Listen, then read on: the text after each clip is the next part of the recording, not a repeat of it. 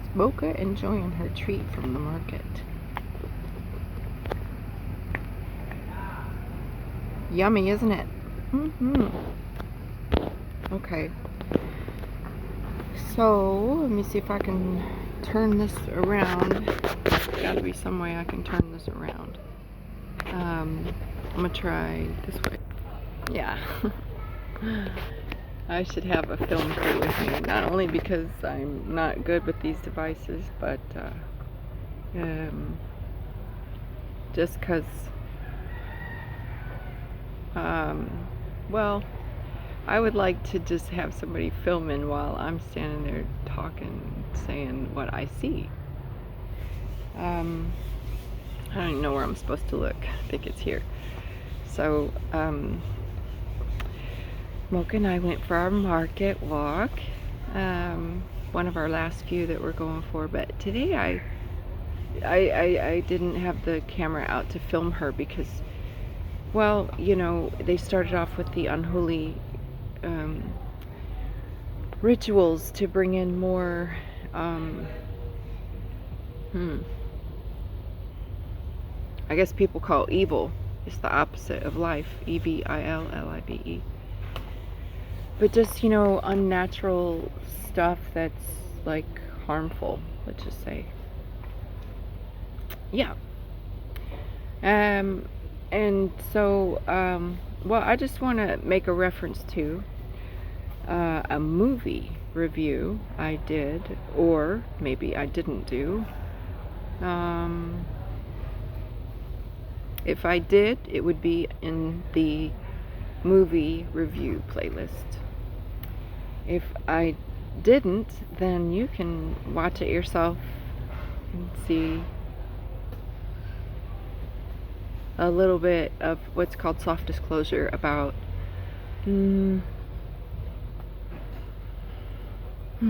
how shall we say,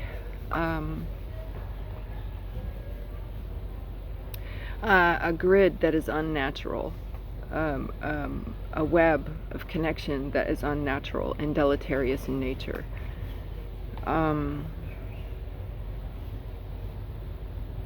That was some soft disclosure about how that works.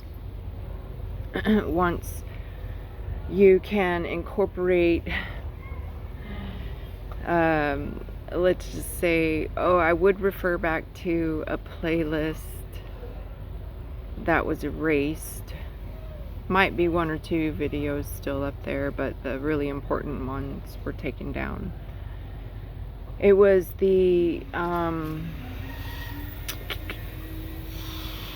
trying to pick my words here. It was for the people who were considering the ridiculousness behind the suggestion to install a virus in your crown. And the Spanish word for crown, like, is, well, corona, right? Isn't that the... Yes, it is. That is how you say crown in Spanish. And I think that was the name of my playlist. I think I used the Spanish word to describe that playlist. Gotta be careful here. Oh, just jump over any tripwires, right? Okay, so back to the installation, you know, following the installation of certain things, whether they were put on the end of a swab that was made. I think they call them a swab. That's what they call it, a swab. And they were like shoved really far up your nose to actually insert the, let's just say, raw material directly into your brain by breaching the xiphoid process. If people didn't do it that way, then they did it this way. What they call in like the English way to say it is or the English they speak in the UK. What we would call it, we would say it's a boxing term, and it's what we would say, I'm going to jab you. I'm going to give you a left jab and then a right hook, right? But it means something different in English, so that's what I'm referring to. So if they didn't put it directly into their brain, then they inserted it by way of this 1-2 punch, maybe more than that, I don't know. And some of the we'll say some of those who for whatever reasons chose to be the first to accept these, Mocha just burped out loud, to accept these things into their body. Those were two very direct, very powerful ways of getting this, let's just say, raw material in your body. And when I'm referring to what's the purpose of the raw material, it's the purpose of it is to create, let's just say, a cellular network infrastructure, moving and sometimes fixed the people, to make them a part. Anyway, so back to the movie, and I just want to point out one more obvious way that we can assume these raw materials into our body unknowingly, unwittingly, is just by breathing the air, because it's laced with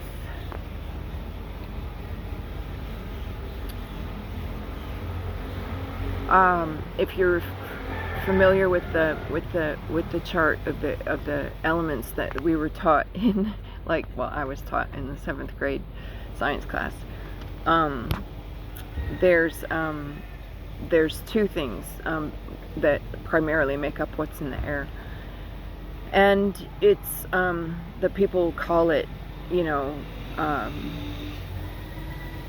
well, I don't think we need to discuss what we call it anymore. We've been referring to this term for a couple of decades, but just in case, it's the trail of the chemicals. It's not a condensation trail, it's a trail of chemicals. And they're made up primarily of two materials. One is called barium, and the other one is called aluminum. And if you refer to the periodic chart of elements,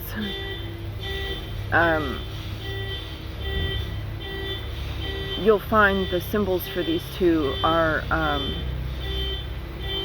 Ba and Al. So you put those two together and then make a reference back to the ancient Egyptian, I believe it was, or yeah, something around that era, a god that they called Baal, B-A-A-L. I'm gonna leave it at that. Just check it out. Who is Baal? Well, I hope you can find something on the internet that's true these days. That's not been filtered by the thought police, I don't know. But so that in the background brings me back to that illustrates perfectly why I decided to pull out the camera and make this video now, as opposed to walking through the market like normal with Mocha. So well, yeah, it's that time of year again, and it's, this one they call Christmas is the most satanic of all the, I don't even want to use the word satanic, it's like diabolical, not good. The opposite of that which is holy. The opposite of that which is sacred. And all of the holidays and holy days that's what they are. I did a playlist on that too, if you want to check it out, holidays versus holy days. And Christmas is the worst of all. It's like, oh my gosh. I wish there was a place in the world where I could go to and just escape for like 3 weeks. You know, a week and a half before and a week and a half after. I don't know. And I did one year. I went all the way to Vietnam and I got off the plane and I was standing in the airport and I heard jingle bells, jingle all the way. I swear to God, I was like, no. It's a cancer. It's everywhere. You can't get away from it. So here we are, a couple of days post Unholy ritual of 1225, or that most people actually acknowledge to be on 1225, but it just goes on for a couple days before and a couple days after, I suppose. I don't know. And I was visiting with some friends in Lo de Narcos. That's the nickname for it here.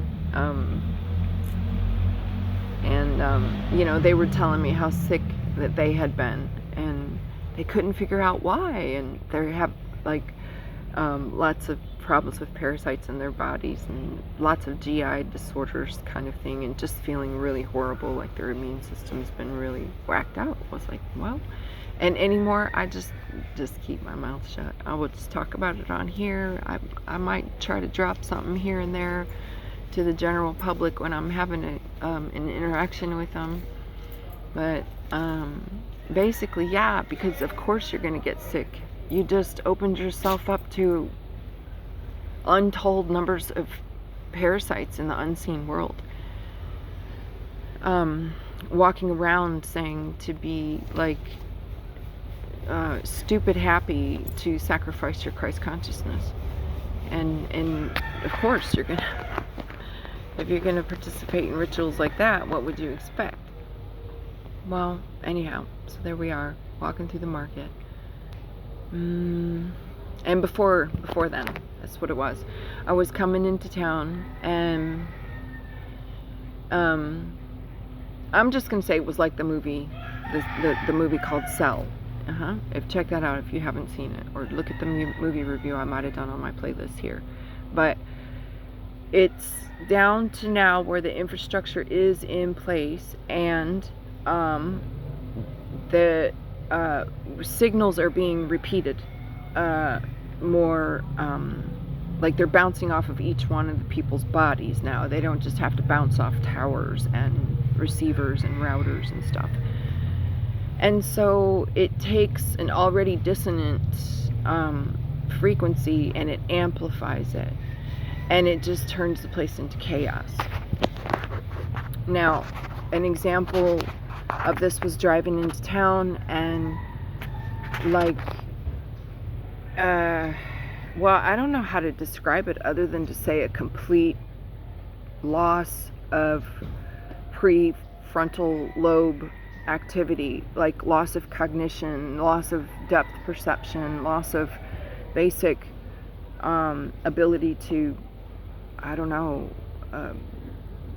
just do things, motor skills, right? Let's just say. Because we're going down this road, and it's a two-way road, but for some reason there was not just one but two vehicles that decided to stop the traffic in both directions of this already very narrow road by taking their extremely large vehicles and doing a 17-point turn in the middle of the street to turn around and go back the other way. And that was like that, not just when I came into town, but it still continues as like an hour later. More than an hour later, I was coming back from the market, and it's still like that. It's just this, you know, there's the usual traffic jam, especially at this time of year, but then there's this, like, what I saw today was like, just didn't make no damn sense at all. They, like, somebody could have just drove literally another 100 meters and they could have turned onto a street and done a side street, that is, and they could have done their little U-turn stuff to turn around and go that way. But no, they'll stop 35 cars in either direction for, you know, several minutes, because then once this guy did his 17-point turn, then here comes a big garbage truck behind to pick up all the shit from Christmas, and it's just like a total Charlie Foxtrot. That's what we say in the military. Cluster. And yeah, and it was just a repeated instance of it. It wasn't just happening once, but 2, 3, 4, 6 times. And so, and then you're like, well, why are they turning around? You wanted to logically figure it out, and there's no reason to turn around other than they just decided to turn around because the road's not blocked ahead. You can clearly drive, you know, 100 meters more and turn on the side street and turn around there. But just weird, kind of inexplicable stuff like that. And then it was, so I finally made my way down, and I was getting ready to turn onto another side street on the left, but there's this main street here, and I'm just gonna turn left quickly and then turn right into a car park. So I'm flashing the cars at the far end of the street to say, stop right there, there's no way you can move, this road up here is blocked, but please, because I am halfway in the road and halfway, because there was another woman that pulled up in her car, but then she could have moved like just this much further. She had like 6 feet in front of her, but all I needed was like this much more space, and she refused to move, and she refused to like even acknowledge. I'm sitting like 5 feet from her in 2 separate cars, and I'm like looking right at her like, could you just move this much? And she flips down her mirror and starts checking herself out in her mirror, and just like has no peripheral vision whatsoever, because I'm over there waving at her and saying, could you just move, because then I can get behind her, pull into the car park, and then these other cars can flow, but just checked out, gone, just not even peripheral vision, no situational awareness whatsoever, no, like not even ability to observe, holy shit, there's bumper to bumper traffic on here, maybe I should let this lady rest the way through this intersection so that we don't clog up too. Hey, forget it, not just completely gone. So now I'm trying to like inch my way, because at this point here come the other cars, and they're about to block a second and third intersection. So I'm trying to wedge my way in there, and even the movement of my car did not catch her attention. This woman was completely out of it, and so I'm just trying to maneuver, and I got like this much space on either side of me, and it was at the precise moment that I was turning my wheel to avoid touching a motorcycle that was parked on the side of the road. The motorcycle is a friend of mine. He's a helicopter pilot. He's a French Canadian, a friend of mine, nice man. And he keeps his motorbike parked there with a cover over the top to keep it nice and clean and everything. And I just barely touched like the wheel of his bike, and just barely moved the wheel, like, but didn't no damage to it at all. Didn't knock it over, nothing like that. And he comes out and starts yelling because he doesn't see it's me. He's like, hey, hey, hey, and and this guy's normally really cool and calm and relaxed. Like I said, he's a helicopter pilot. He's not one who's prone to emotional outbursts. He's very methodical, and you know, just he's not like, but even he was like losing his mind and stuff, and it just, everybody in general is not in their normal, how do you say, their normal personality. Everybody, you know, that I encountered is just like extra perturbed, extra disturbed, easily I don't know, aggravated and stuff like this. So this is just like the movie Cell, but it's more dramatized in the or is that the word, dramatized in the Hollywood movie. It's much more in your face in the Hollywood movie, but that's not far off, because if you think about all they gotta do is just turn up the volume of the frequency. The connection's already there. The frequency's already established. And what frequency is that, Teddy? Well, at first, they had to start us out little by little so we could get accustomed to all these weaponized frequencies over the years. But the first was at the turn of the 20th century, with the introduction of the artificial light bulbs and electricity wires, rather, the artificial, wires that ran the light bulbs, for instance, in your house. And then after that weaponized frequency, then, it developed over time with, long and short range telecommunications and cables and wires. And, then we had phones that were attached to the wall. Then we have cell phones and radios. And this goes on and on. There's many different introductions over the course of, more than 100 years, let's say, in this case. So you could get gradually accustomed to it and not notice anything, not make it so noticeable as to draw your attention to it and say, what is the source of this? Let's say 1 million people drop dead in the street of New York when they turned the lights on. What's the cause of that? But, to just do it gradually, little by little, and then that way nobody really notices that. So then, like, let's say fast forward up to what's called 21st century, I forget how many decades ago, we'll just say with the introduction of what was called then 3G. Was that it? Yeah. 3G to run the cell phones, and then after 3G was 4G, and then after 4G is 5G, and then there's 6G. So it's just generation. What's it mean? Generation? That's referring to the generation of the transhuman, the model number, if you will, of the one who's been breathing in, injecting in, and shoving directly into their xiphoid process, into their brain, the raw materials that are required for you to take the form of another species. It's no longer human. It's transhuman. And what does that end up looking like, Teddy, after a couple thousand years or whatever? I'm going to skip you the gory details and tell you to go have a look at it for yourself. See if you can pull up an image of, what's it called? Small gray. Like in the color gray.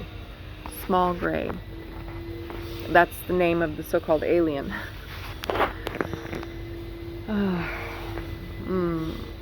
That's what it ends up looking like, but generally speaking, not a pretty picture, not a natural timeline, that's for sure.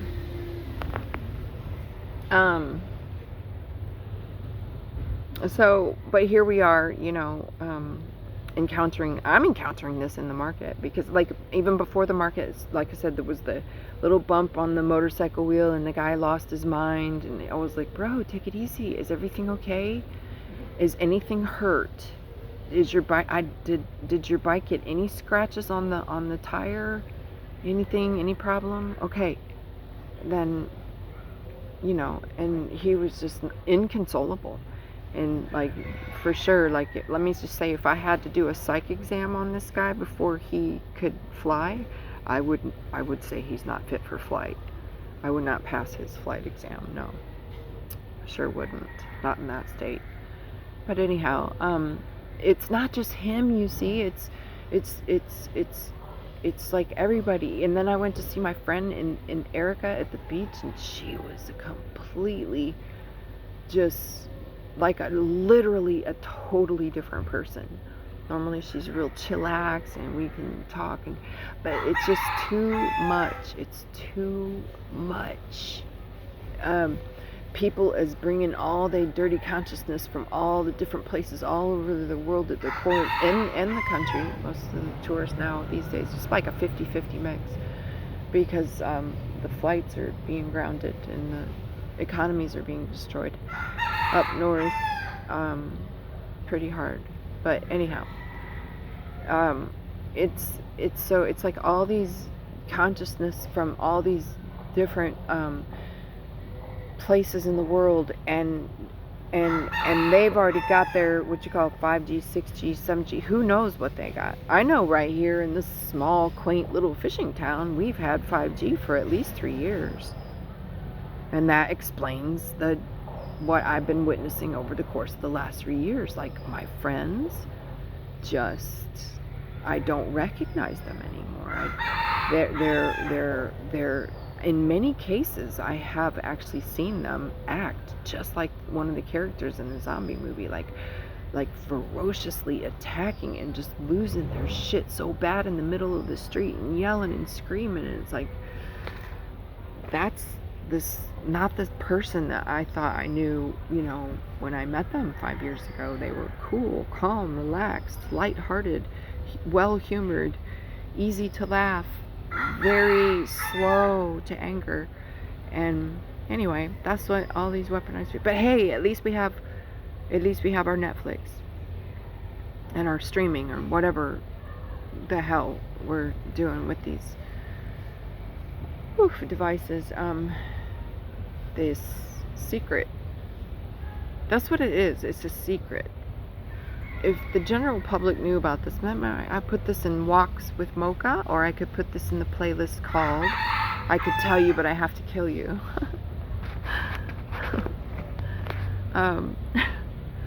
Like 007 James Bond, old-fashioned, like 1950s, 1960s. I think that's where that line comes from. Anyhow, it's not a smartphone in that it's smart, like in the definition. No. It's smart is an acronym. It's an acronym, and it stands for Secret Military Arranged Radar Technology Device. Well, forget the device. I'm just saying the SMART. Now, that could be a tablet, that could be a phone, that could be a television, it could be an appliance, whatever the device is, right, that says it's smart. Secret Military Arranged Radar Technology is what it is. And it goes exactly what I was saying about this artificial grid that artificially connects everything together in a deleterious manner and in an unnatural manner, meant to manipulate the timeline, continue manipulating the timeline, I should say,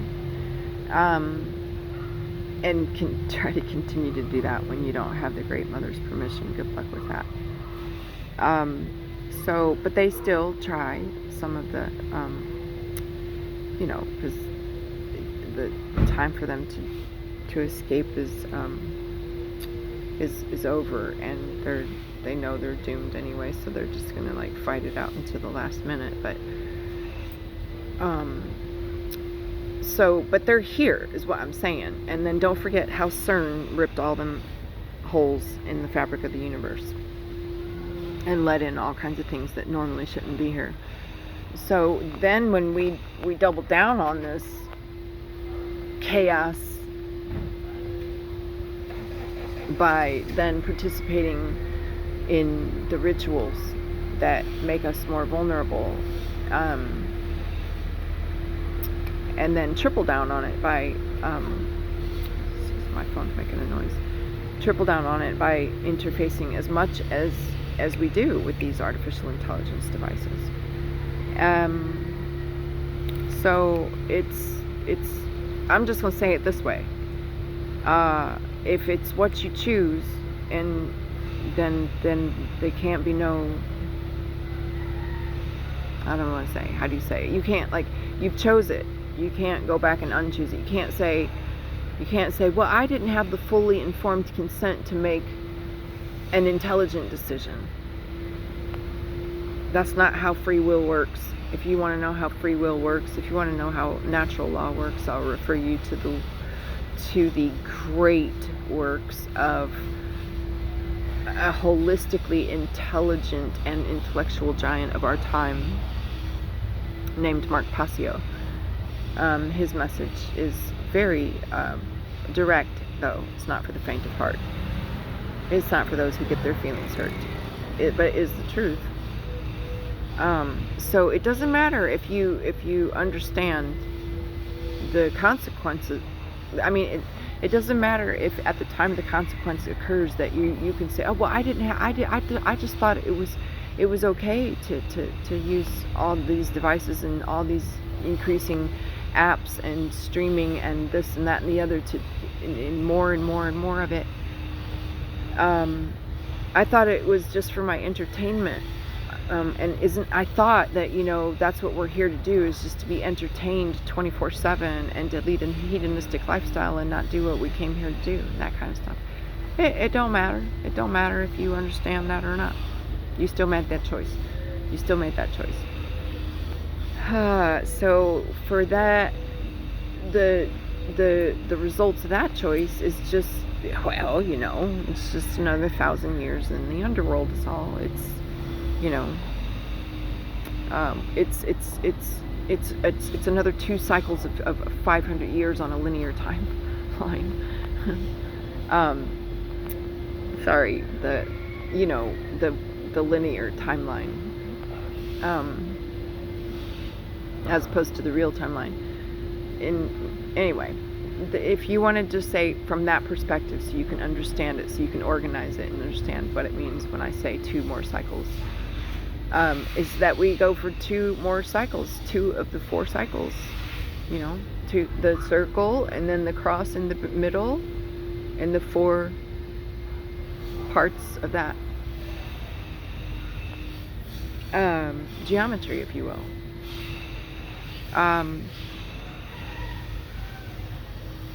So that's what Quetzalcoatl did when he showed up in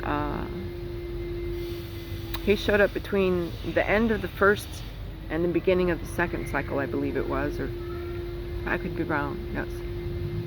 Oh, it was around the end of the second cycle. That's what it was. That's what it was. The end of the second cycle. So it would have been, no, I'm sorry. It was before then. Accounts of it were taken down at the end of the second cycle, which would have been the year, let's say, on Caesar's calendar, fake time, it would have been 11th and 12th century accounts of who was Quetzalcoatl. And the people said that and this was passed down orally through the tradition, so there was no chance somebody could have wrote this in a book and then revised it and changed it and made it theirs, right? It's passed down from generation to generation. It's a better way of accurately keeping records, let's just say. My battery's getting ready to die, so I might have to continue this in another. Let me cut this off right here, and we'll pick up where we left off in another video, in a part 2. Ciao for now.